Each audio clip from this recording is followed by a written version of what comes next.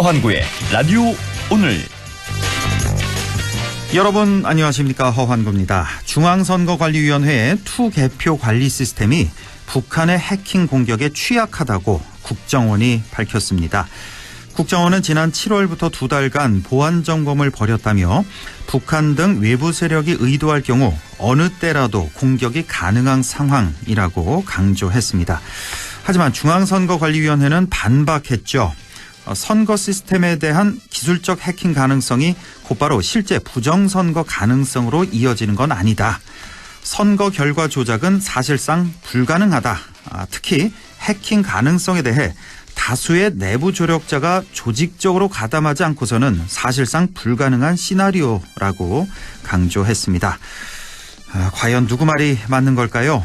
국정원이 괜한 불안감을 불러일으키고 있는 걸까요? 아니면 선관위가 안일한 대응을 하는 걸까요? 당장 총선이 내년 4월인데요. 이래저래 걱정이 되네요. 10월 10일 화요일 라디오 오늘 광고 듣고 시작합니다.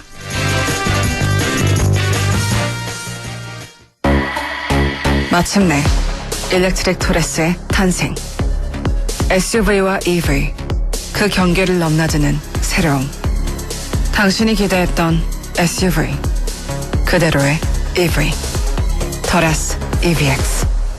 지금 KG 모빌리티 전시장에서. 이희경입니다. 그거 아세요? 이사는 평수를 바꾸지만 연금 이자는 평생을 바꾼다는 말. 그래서 저는 하나 연금 닥터. 빈틈없는 밀착 관리에 찾아오는 연금 전문가 상담까지. 당신의 퇴직연금 하나은행 연금 닥터로 이전해야겠죠? 원금 손실에 유의하시고 자세한 내용은 하나은행 홈페이지 참조. 우리 회사 특별 안전보건교육 어디서 들어야 할까? 모두가 이기는 올윈 에듀. 산업안전보건교육 우수기관 올인 에듀. 기업 맞춤형 직무교육 제작과 법정 의무교육까지 올인 에듀. 모두가 이기는 올윈 에듀. 너도 나도 역세권이라지만 사실 역세권은 반경 500m 뿐이라는 사실. 의정부 센트럴시티 아이파크처럼 말이죠. 의정부역을 더 가까이 누리는 입지와 혁신적 설계로 새로운 중심이 되다. 의정부 센트럴시티 아이파크 1551-1220 HDC 현대산업개발. 자, 문제 나갑니다. 올겨울 모두가 가장 내리기 원하는 비는? 겨울비, 사랑비, 가스비. 올겨울 대성 S라인 콘덴싱으로 대한민국 곳곳에 내려질 가스비를 경험해보세요. 대성이 내일을 위합니다.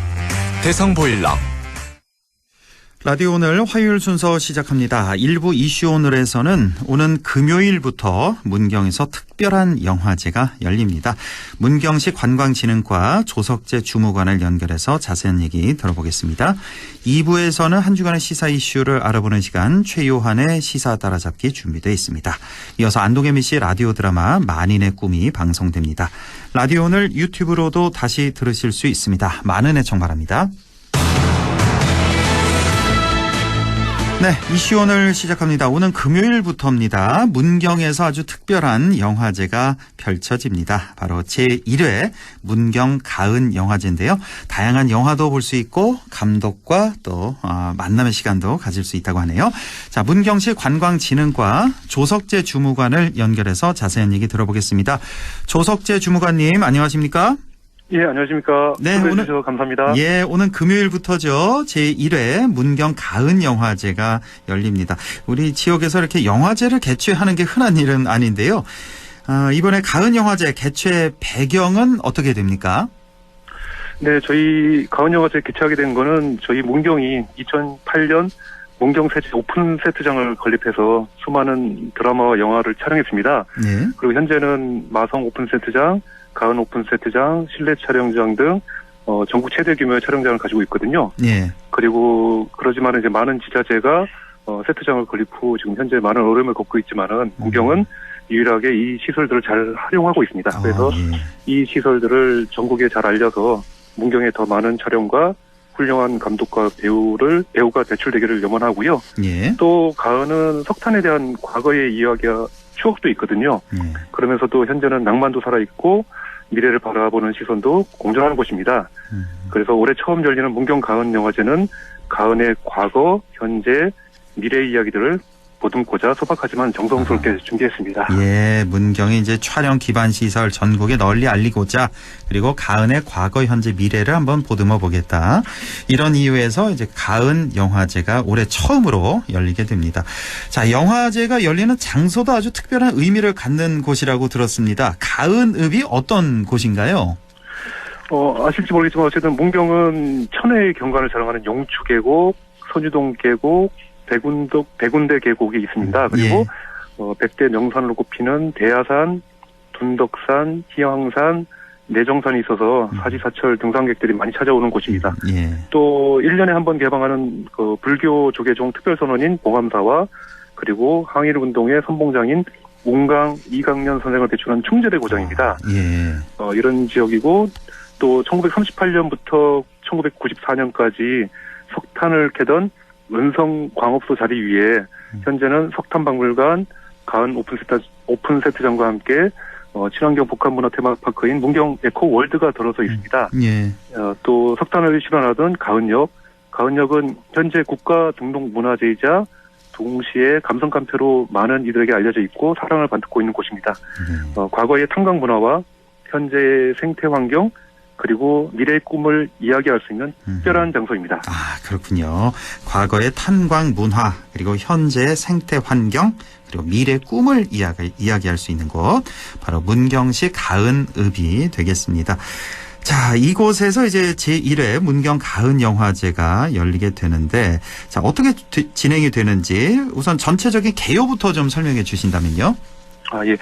일정은 오는 10월 13일 금요일부터 15일 일요일까지 가은역 일원과 그리고 문경 에코월드 그리고 가은성당에서 문화와 환경을 주제로 장단편 영화 24편을 상영하고요. 예. 감독과의 대화 그리고 에코노이터 등이 진행되고 특히 13일 개막식이 열리는 가은역 주무대에서는 문경 출신인 재즈 보컬리스트 웅산밴드 그리고 남경주와 친구들의 공연을 시작으로 1950년 냉전 시대 미국 콜우드 탄광 마을을 배경으로 광부가 되기를 바라는 아버지와 그리고 로켓을 만드는 것이 꿈인 아들의 이야기를 담은 옥토버 스카이가 개막작으로 상영됩니다. 아, 옥토버 스카이가 바로 개막작이 되겠고, 그러니까 10월 13일 금요일부터 일요일까지 가은역 1원, 문경 에코월드, 그리고 가은성당 이렇게 세 곳에서 열리는군요. 예, 맞습니다. 이렇게. 자, 모두 24편의 영화, 장단편 영화를 감상하실 수가 있습니다. 자, 가은 영화제에 가면 지금 개막작 옥토버 스카이 대표적으로 소개를 해주셨는데 이거 말고도 뭐 다양한 영화를 만날 수 있잖아요. 좀 소개를 해주신다면요. 독립 영화도 있고 장편 영화도 있는데요. 네. 내가 좋아하는 가수의 뮤직비디오를 직접 만들어 보겠다는 꿈을 실현시키는 득보 인간의 생존 신고 그리고 한류의 시작인 대한민국 최초의 걸그룹 김 시스터즈의 이야기를 담은 다방의 푸른 꿈 네. 그리고 환경과 농업을 주제로 하는 파밍 보이즈 위대한 작은 농장 그리고 가족의 사랑으로 충전되는 우리 아빠를 소개하는 건전지 아빠 등 아이들을 위한 애니메이션이 준비되어 있고요. 예. 특히 문경 출신 배우들이 출연한 문경 신예들이라는 코너에는 정다은, 조윤서 배우의 단편 영화를 만나볼 수 있습니다. 조윤서 배우는 최근 이상한 나라의 수학자 마리아 바른마리지라는 영화계에 떠오르는 루키이고요. 예. 정다은 배우는 최근 7인의 탈출에도 출연하면서 영화와 드라마를 넘나들며 활발한 활동을 하고 있는 배우입니다. 아, 예. 네, 또한 봉준호 감독 데뷔 30주년을 기념해서 봉준호 감독의 초기 작품과 그리고 저희 문경 시민들이 참여해서 만든 영화 등이 장단편 총 24편 영화를 선정해서 상영하게 됩니다. 예. 자, 이 24편의 영화를 그럼 아까 그 세 곳에서 상영한다 그랬잖아요. 네, 맞습니다. 뭐 이렇게 나눠서 상영을 하나요? 아니면 한 장소에 24편 다 상영을 하게 되나요? 나눠서 상영하게 됩니다. 나눠서. 예, 그렇군요.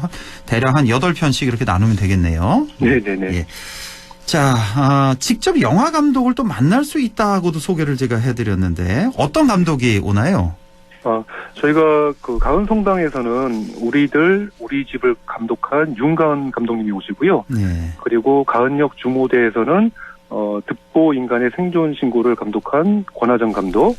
그리고 2024년 개봉을 준비하고 계시는 문경 문경을 감독하고 계신 신동일 감독님, 예. 그리고 에코월드 에코팜에서는 파밍보이즈를 감독한 변시연 감독이 가은 영화제 상영 기간 동안 함께하게 되시고요. 예. 그리고 감독과 영화도 함께 보고 관객과 만남의 시간을 통해서 그들의 진솔한 마음의 이야기를 들어볼 수 있습니다. 또한 예. 개막식에는 문경 가은 영화제 홍보대사로 박성웅 배우를 만나보실 수 있습니다. 아, 박성웅 배우요?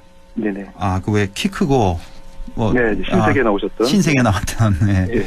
뭐 보스 역할 이런 걸 많이 했던 그 감독, 박성웅 배우, 이렇게 함께 하는군요. 아, 윤가은 감독, 권하정, 또 신동일, 변시연 감독이 이렇게 문경을 찾게 됩니다. 여러분들 직접 만나보실 수가 있겠고요. 영화만 상영되는 게 아니라 또 다양한 공연도 즐길 수 있다고요? 네, 맞습니다. 개막작의 웅산밴드 남경주 씨 외에도 저희가 다양한 공연과 체험 및 전시 프로그램을 준비했습니다. 예. 그 개막식 축하 공연에 이어서 저희가 토요일 날은 슈퍼밴드 2에 나온 밴드 루시, 그리고 지역 청년 그룹인 프롬 310의 콘서트와 그리고 이태리에서 오신 카를로 세라토의 저글링 쇼가 준비되어 있고요. 네. 그리고 환경을 읽어주는 벌집, 그리고 반달 가슴곰 오삼이가 인간에게 하고 싶은 말 등 환경과 관련된 체험과 전시 프로그램이 있습니다. 예. 또한 저희가 포럼도 준비했는데 지역 영화제의 생존을 위한 전략이라는 주제로 포럼도 개최합니다. 예. 더불어서 에코월드 야외 무대에서는 저희가 어린이들을 위해서 어린이 디자인 페스티벌도 동시 개최되는데요. 예. 어린이 디자인 경진대회, 종이 비행기 국가대표 이정욱 선수의 고개 비행쇼, 윤민옥 작가의 레고 디오라마 전시, 그리고 마술쇼 등이 준비되어 있습니다. 아, 그렇군요. 이렇게 라디오를 통해서 영화가 어디서 뭐가 상영되고 또 체험, 공연 여러 가지 프로그램들이 많이 준비를 하셨는데 이거 좀 어디 홈페이지에 나와 있나요? 지금 라디오를 들어선 다 기억을 못 하실 것 같은데. 예, 포털 사이트에서 문경 가은 영화제를 검색하시면은 저희 프로그램과 그리고 장소 일정이 소개되어 있습니다. 아, 그렇군요. 예, 포털 사이트에 한번 검색을 해보고 찾아가시면 되겠습니다. 자, 문경시는 가은 영화제를 통해서 어떤 효과를 전망하고 계십니까? 예, 문경시는 저희가 천연 환경, 그러니까 문경세제, 그리고 백두대간 자연생태 자원과 찻사발 등 전통 문화를 보유하고 원형을 지키기 위해서 많은 노력을 기울였습니다. 네. 하지만 폐광과 노령화로 해서 인구가 급격히 줄어들었고요. 그래서 앞으로는 문경이 가진 전통 문화와 생태 환경을 주제로 영화제를 개최해서 지역 주민들께서 문화 향유계를 늘리고 그리고 젊은 세대가 살기 좋은 도시가 되었으면 합니다. 그리고 좀 전에 말씀드린 것처럼 우리 문경의 강점인 드라마 영화 촬영 세트장과 명산 고찰 등 영화 촬영의 최적지임을 전국에 알려서 많은 관광객들이 방문하셔서 지역 경제가 활성화되었으면 하는 바람입니다. 예. 자, 문경 가은 영화제를 즐기기 위해서 어떻게 미리 좀 예매를 해야 될까요? 아니면 현장에서 바로 볼 수가 있을까요? 예, 별도 예매는 필요하지 않고요. 가은역 주무대 행사와 영화 관람은 무료로 진행됩니다. 근데 문경 에코월드는 저희가 지금 민간에서 운영하고 있어서 현재 입장료 10,000원을 납부하셔야 이제 입장할 수 있습니다. 작년까지는 저희가 16,000원이었는데 보다 많은 관광객 유치를 위해서 현재 입장료를 10,000원 이내에서 운영하고 있습니다. 아, 그렇군요. 현장에 직접 그냥 나가시면 되겠습니다. 가은역 주무대 여기는 이제 무료로 진행하고 문경 에코월드는 10,000원의 입장료가 있다. 그러니까 문경 에코월드 가시면은 꼭 이 영화 관람만 하는 게 아니라 그 안에 또 볼거리가 많잖아요. 예, 맞습니다. 보통 관람하신 한 4시간 정도 소요되시거든요. 아, 그렇게 오래요? 예, 많이 오고 계십니다. 10,000원 내고 4시간 즐길 수 있으면 굉장히 싼 거네요. 짧게 그렇죠. 4시간이고요. 더 아이들은 집에 가기 싫어해서 저희가 폐장 이후에도 남아서 애들 놀이터에서 놀기도 하고 있습니다. 아, 그렇군요. 예, 아이들이 있으신 가정에서는 문경 에코월드도 이참에 한번 쭉 둘러보시면 참 좋을 것 같습니다. 자, 끝으로 덧붙이고 싶은 말씀이 있다면 전해주시죠. 예, 처음으로 개최다 보니까 부족한 게 많지만은 많은 분들의 관심과 지원을 얻어서 지속적으로 문경 가은 영화제가 계속 했으면 좋겠고요. 또 더불어서 14일부터는 문경 세제에서 문경 사과 축제도 함께 개최됩니다. 그래서 문경에 온 가족들이 오셔서 가을 방학처럼 즐기셨으면 좋겠습니다. 네, 이렇게 가을에는 문경의 축제가 참 많습니다. 지난주에 그 문경 약돌 한우 축제는 잘 끝났나요, 참? 예, 뭐 별 사고 없이 많은 관람객들 오셔서 즐거운 시간을 보내고 가셨습니다. 날씨도 참 좋아서 정말 맞습니다. 많이 오셨겠는데요. 그 지금 문경 세제. 주차장에서 걸어가시는 게 한참 거리셨다고 하시더라고요. 그렇습니까? 멀리 주차장에 세워놓고. 예. 예. 그렇군요. 예, 이렇게 문경에는 지난주 약돌 한우 축제 또 지금 소개해드린 가은 영화제 사과 축제까지 이렇게 쭉 계속됩니다. 모두 성황리에 잘 마치기를 저도 기원하겠습니다. 지금까지 문경시 관광진흥과의 조석재 주무관과 함께했습니다. 고맙습니다. 예, 감사합니다. 네, 라디오 오늘 잠시 후 2부에서 뵙겠습니다.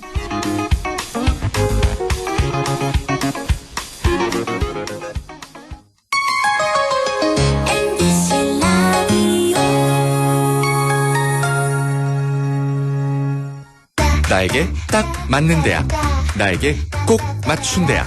나만의 경쟁력을 원한다면 안동과학대학교로 오라. 시대의 딱 취업 중심 실전학과, 학생의 꼭 현장 중심 실무교육, 취업의 맞춤, 내 꿈의 맞춤, 나의 드림핏 안동과학대학교. 중고차 전문기업 신안동 EV 친환경 모터스. 15년 경력의 안동중고차 신대표가 운영하는 중고차 전문 매장으로 구매 후 6개월 또는 1만 킬로미터까지 70여 가지 부품 무료 교환 서비스 보증해드립니다. 안동중고차 유통단지 D동에 위치한 안동중고차의 중심 신안동 EV 친환경 모터스. 안전한 거래를 원하시면 정식 허가업체로 문의 전화는 010-2253-2253. 앞뒤가 똑같은 전화번호 010-2253-2253. 안동중고차 신대표를 찾아주세요. 마음을 열어줘. 다가가 나 속삭이도록 언제나 내 생각으로 행복해야 해요.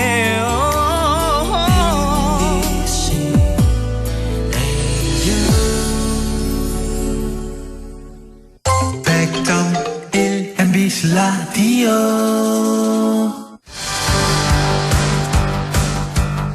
네, 6시 22분 43초 지나고 있네요. 최요한의 시사 따라잡기 시작합니다. 자, 항저우 아시안게임이 지난 일요일에 끝났습니다. 오늘은 항저우 아시안게임을 통해 본 정치와 스포츠에 대해서 자, 최요한 시사평론가와 함께하겠습니다. 자, 평론가님 안녕하십니까? 예, 반갑습니다. 최요한입니다. 네, 저는 저기 한쪽에서는 전쟁 나고 난리가 나는데 한가하게 항저우 아시안 게임 얘기하려니까 우리 청취자 여러분께 우리가 민망하고 죄송하네요. 네, 그래도 뭐 지금 요새 TV만 켜면 계속 중동 전쟁 얘기 나오고 그래서 가슴이 뭐 이렇게 좀 좀 마음을 좀 이렇게 좀 기분 전환해보는 것도 좋을 것 같고 항저우 아시안 게임 얘기도 좀 꼭 한번 해볼만 해요. 이번에 아주 그렇습니다. 전 이 아시안 게임만 얘기하면 좋겠는데 여기 또 시사평론가 아니랄까 또 정치와 스포츠 얘기를 또 이제 결부지어서 해주시는데 자 정치와 스포츠 얘기하기 전에 이번 아시안 게임 참 괜찮았잖아요. 우리나라로서는 처음에 시작할 때 수영을 아주 시작이 좋았고 이제 마무리 이제 축구, 야구 또 배드민턴 안세영 선수 하는 거 보셨잖아요. 그 무릎 그 힘줄이 찢어졌다 그러더라고요. 그 상태에서 끝까지 3세트까지 가서 금메달을 따내는. 참 이번 아시안 게임을 보면서 우리 이제 국민들은 참 우리 한국 선수도 참 대단하다라는 그렇죠. 생각을 했을 거고요. 우리가 39개 종목의 선수단 1,140명을 파견했어요. 그래서 금메달 42개, 은메달 59개, 동메달 89개. 그러니까 목표했던 종합 3위를 달성했는데요. 그러니까 그러니까 1등은 당연히 201개를 가져간 중국이 1등 했고 2위가 금메달 52개를 획득한 일본이 했는데 우리하고 금메달 차이가 42개, 10개 차이밖에 안 나요. 이번 아시안게임 전체적으로 보면 우리 선수들 너무너무 고생했고, 우리 한국 사람들 다 좋아하는 이제 축구, 야구, 특히 방금 말씀하신 안세영 선수의 그 투혼은 모두가 봐도 정말 정말 박수 칠만한 것이다 뭐 이렇게 말씀드릴 수 있겠죠. 이때가 사실 왜 야구, 축구, 배드민턴 동시 중계를 했기 때문에 축구를 아마 대부분 보셨을 텐데 전 중간중간 이 안세영 선수 그 다치고부터는 계속 이거를 봤는데 이렇게 무릎 굽힐 때마다 제 무릎이 아파서 아주 신경을 참 많이 쓰였는데 자, 이번에 참 그리고 좀 의아하신 분들이 지금 2023년인데 그럼 2023 항저우 아시안 게임 아니야? 했는데 공식 명칭이 2022 항저우 아시안 게임이었죠. 항저우 아시안 게임이 결정된 시기가 2017년이었어요. 17년에. 예. 근데 잘 기억해 보시면 도쿄 올림픽도 2020 도쿄 올림픽이었는데 2021년 개최됐거든요. 이때 참 팬데믹 때문에 그렇죠. 1년 늦게 개최가 됐었죠. 근데 중국에서 코로나로 상하이 봉쇄령이 떨어지고 항저우도 봉쇄령이 떨어졌었거든요. 그래서 과연 항저우 아시안게임 되겠냐 막 이런 얘기가 있었는데 결국 2022년 7월 19일 날 이 상태로는 안 되고 2023년 9월로 연기된다. 공식적으로 이제 IOC 발표하고요. 그래서 명칭을 도쿄올림픽처럼 이제 그 항저우 아시안 게임도 명칭은 2022년 항저우 아시안 게임으로 결정을 했다라는 거예요. 근데 일정된 연기 그 원래 일정하고 연기된 일정이 모두 중추절, 중국에서 굉장히 큰 우리나라도 마찬가지 추석처럼 끼고 있는데 항저우 서호위에 뜬 보름달이 중추절을 상징한다고 합니다. 그리고 요 시기에 대회를 결정했다. 뭐 이런 해석도 나오네요. 그렇군요. 예. 자, 사실 중국이 이번 아시안 게임 이전부터 국제적인 대형 스포츠 이벤트 개최에 힘을 쏟았다. 정말 스포츠의 진심인 모습을 오랫동안 보여왔었는데 어떤 특별한 이유가 있을까요? 굉장히 아이러니하지만 중국으로서는 스포츠가 곧 정치예요. 스포츠가 정치. 예전에 기억해 보시면 공산혁명 이후에 중화인민공화국 중국이 예전에 중공이었죠. 이제 좀 잘 살아보자라고 하면서 별 난리를 쳤었습니다. 대약진 운동이라는 뭐 농공업 대생산 정책이라든지 특히 문제가 됐던 문화대혁명. 근데 이 두 가지가 중국을 아예 말아먹어 버렸거든요. 대약진 운동과 문화대혁명이 중국을 말아먹었다. 처참하게 실패했습니다. 이게 실패가 되고 나니까 중국과 중국인들 자신감과 자존감이 완전히 땅에 떨어졌었어요. 그때 그 너무너무 아시아에서도 못 살았으니까 일부 자료에 의하면 이때 중국 사람들이 지금 말도 안 되지만 북한으로 취업하러 갔다라는 얘기도까지 있었습니다. 와, 그 정도로요? 와. 그런데 이 와중에 중국이 스포츠를 통해 크게 자극을 받는데 두 가지 사건이 있어요. 한 가지는 미국과의 핑퐁 외교. 세계 최강대국인 미국이 우리와 수교를 하기 위해서 탁구로부터 접근했다. 이거 대단한 정치 조작이거든요. 그리고 또 하나는 지금 계속 말씀드릴 리파이 징션이라는 이른바 여자 배구 정신이라고 불리는데 이게 1981년 세계 여자 월드컵 여자 배구 월드컵에서 생각지도 못해 중국을 우승해버립니다. 그래서 이 두 가지 사건으로 중국 당국은 스포츠가 정치를 대단히 유리하게 조작할 수 있다. 이 판단을 하면서 스포츠를 중시하게 된 겁니다. 크게 두 가지 사건. 핑퐁 외교와 뉘파이 징션. 이게 여자 배구 정신이라고요. 맞습니다. 뉘파이 징션 이렇게 크게 두 가지 사건. 그러니까 중국도 마찬가지군요. 우리도 왜 저 80년대 그때 왜 엄혹한 군부 독재 시절에 국민들 관심, 정치에서 관심을 돌리기 위해서 스포츠를 이용했잖아요. 이거 똑같은 거군요. 그러니까 중국도 똑같이. 자, 이렇게 뭐 우리나라 뭐 중국뿐만 아니라 전 세계적으로 뭐 정치가 이제 스포츠를 이용하는 게 굉장히 오래된 일이라고 하는데 중국에선 바로 그 아까 뉘파이 징션 여자 배구 정신 이걸 이용했다는 거죠. 그러니까 뉘파이 징션이 그러니까 여자 배구 정신이고 중국 사람들은 뉘파이 징션을 다 알아요. 이게 중국과 스포츠를 상징한 하나의 키워드였는데 1981년에 중국 여자 대표팀이 일본 오사카에서 열린 이 세계 여자 배구 월드컵에 출전을 합니다. 근데 선진 기술도 없고 국가 지원도 변변치 않았는데 여기서 1등을 하면 7전 전승으로 우승을 합니다. 예. 당시에 일본은 세계 정상급의 배구 팀이었거든요. 예. 일본을 이겨버렸어요. 홈팀인 일본을. 예. 근데 이게 생각해 보시면 IMF 때 우리 박세리 선수가 해저드에서 맨발로 들어서 대역전극을 펼치면서 우승했지 않습니까? 맞아요. 예. 그때 우리 국민들이 얼마나 위로를 많이 받았어요. 맞습니다. 예. 똑같아요. 그런데 문제는 이때 81년만 우승한 게 아니라 그 다음에 82년 세계 배구 선수권 대회, 84년 LA 올림픽, 85년 여자 배구 월드컵 등 5회 연속 국제대회에서 우승을 한 거예요. 예. 이게 81년 월드컵 우승은 문화대혁명 이후 구기 종목의 중국 최초로 우승한 거고 84년 LA 올림픽은 모든 올림픽을 통틀어 중국 구기 종목의 첫 금메달이었어요. 아, 그렇습니까? 그러니까 저 예전에 대약진운동이다, 문화대혁명이다, 자존심이 완전히 땅에 떨어졌던 이 중국 인민들이 예, 개혁개방 이후 가난을 벗어나기 고군분투하던 이 시기에 중국은 할 수 있다. 뭐냐? 여자 배구 정신이다. 완벽한 숭배 대상이 된 겁니다. 아, 이렇게 되는군요. 그러니까 자존심이 상했던 국민들의 힘이 빠졌던 그런 국민들에게 힘을 불어넣어준 게 바로 여자 배구, 중국의 여자 배구였다. 1981년부터. 그러니까 우리나라의 박세리, 박찬호 마찬가지군요. 맞습니다. 이렇게. 예. 자, 특히 시진핑 주석이 리파이징션이라는 이 여자 배구 정신을 아주 특히 더 강조했다는데 이게 무슨 일인가요? 그러니까 그 시진핑 주석이 81년이면 20대 후반이었거든요. 예. 엄청나게 감동을 받았던 겁니다. 근데 81년 여자 배구 우승 당시에 혁혁한 공로를 세웠던 랑핑이라는 선수가 있었거든요. 랑핑, 예. 이 선수가 2010년 리우 올림픽 여자 배구팀 감독이 됐어요. 예. 여기서도 랑핑 감독이 주도가 돼서 금메달 땁니다. 감독으로서도 또 금메달. 예. 그러니까 시진핑 주석이 너무 감동해서 막 관저 초청하고 악수하고 막 난리가 났어요. 이게 언론에 엄청나게 도배되면서 언론 플레이가 이루어졌어요.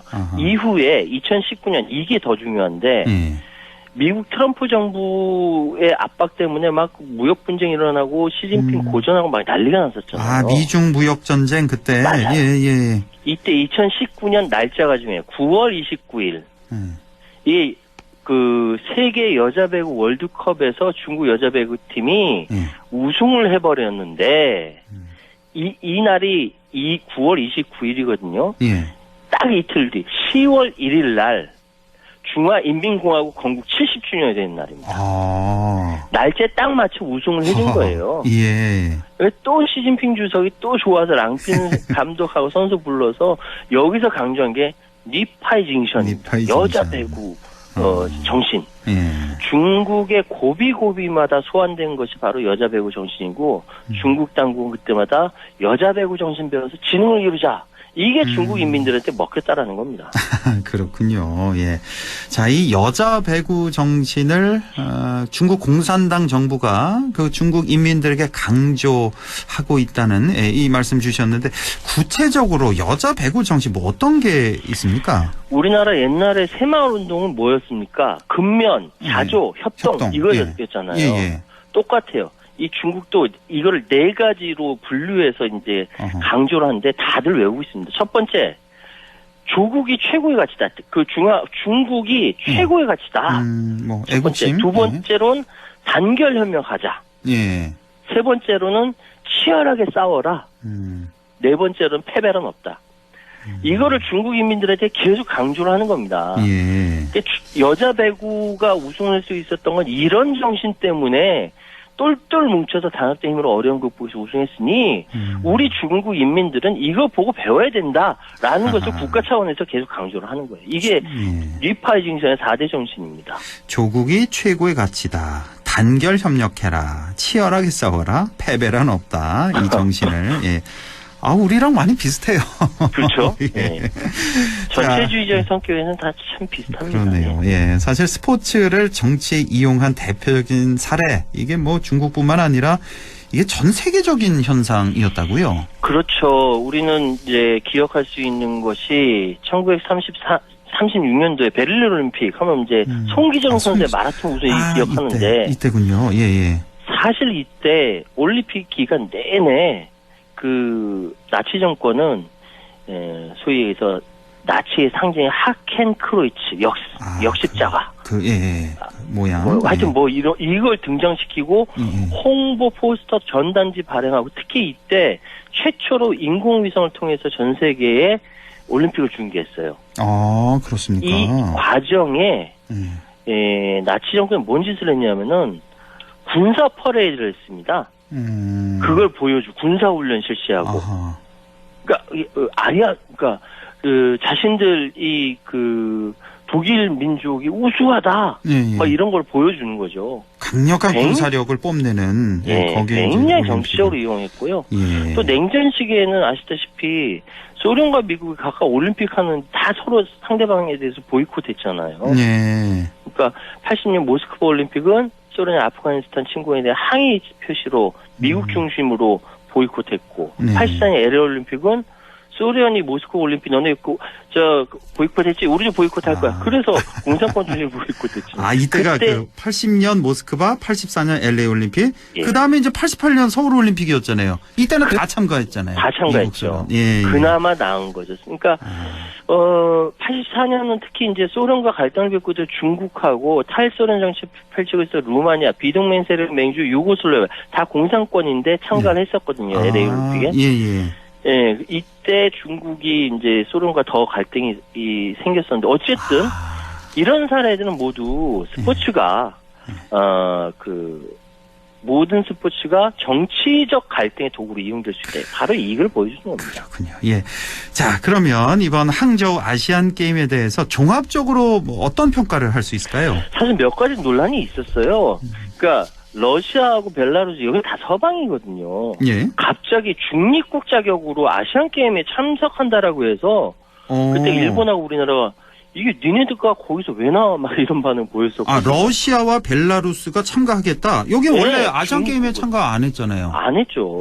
근데 사실은 우크라이나 전쟁 때문에 러시아가 IOC 여기서 박탈당했거든요. 그러니까 어떻게 우리 선수들 어떻게 활용하지 하면서 이게 꼼수를 냈는데 결국 IOC에서 최종 불어되면서 논란이 종식됐고요. 중국의 바둑기사 커제 구단이 선수촌 음식만 너무 맛없다고 영상에서 올렸다가 이거 삭제되고 또 이제 축구, 야구 경기에 대해서 비디오 판독이 사용되지 않았습니다, 이번에. 맞아요. 이게 이제 중국에서 이제 특히 시진핑 주석이 관심 있다라고 해가지고 근데 하여튼 중국과 북한 격파하면서 사실은 비디오 판독 미사용으로 인한 합리화 무효화시켰고요. 이번에 야구 오심이 좀 많이 나왔어요. 보면은 특히. 근데 이번 대회 보면요, 18회 대회를 개최하려는 베트남의 개최권 반납 과정에서 보듯이 2010년대 중반을 기점으로 대규모 스포츠 행사 유치를 전 세계에서 서로 다 꺼렸어요. 그렇습니까? 웬만한 경제적 여건이 있지 않은 아시아 게임 유치하기 어려운 겁니다. 항저우가 어떻게 유치됐냐? 2015년 8월 신청 마감일까지 유치 신청서를 낸 데가 항저우밖에 없었습니다. 그래요? 그래서 지금 아시안 게임은 거의 한중일 3국이 거의 도맡아 돌아가면서 하는 상황인데 최근에는 왜 중국이 항저우 아시안 게임을 유치했느냐 이게 중요하잖아요. 이게 미국과 치열하게 경쟁하는 G2 국가의 이 위상을 놓고 싶지 않은 겁니다. 왜 팬데믹 기간 동안 백지휘 발생하고 시진핑 주석의 리더십 굉장히 타격 많이 받았거든요. 근데 자기는 이제 그 리더로서 유지하고 싶고, 중동에서 사우디, 이란에 이어 이스라엘과 팔레스타인 분쟁까지 뛰어들겠다, 얘기했는데 전쟁 나서 지금 입장 곤란해졌죠. 러시아, 우크라이나 전쟁까지 자기가 중지한다라고 하는, 그러니까 굉장히 이 스포츠를 정치적으로 이용하려고 하는 그런 의미가 있었어요. 이게 더 역사적인 평가는 흘러야 알겠지만, 지금 항저우 아시안 게임을 치는 중국은 그 역사의 시계 초침은 미국과의 대결에 승리하는데 그 리더에 중국이 있다, 시진핑이 있다, 이걸 알리려고 하는 것이다. 최종 목적이. 이렇게 해석이 가능합니다. 그렇군요. 자, 이렇게 항저우 아시안 게임과 중국 그리고 스포츠와 정치에 대해서 한번 정리해봤습니다. 오늘 말씀 잘 들었습니다. 고맙습니다. 감사합니다. 지금까지 최요한 시사평론가였습니다.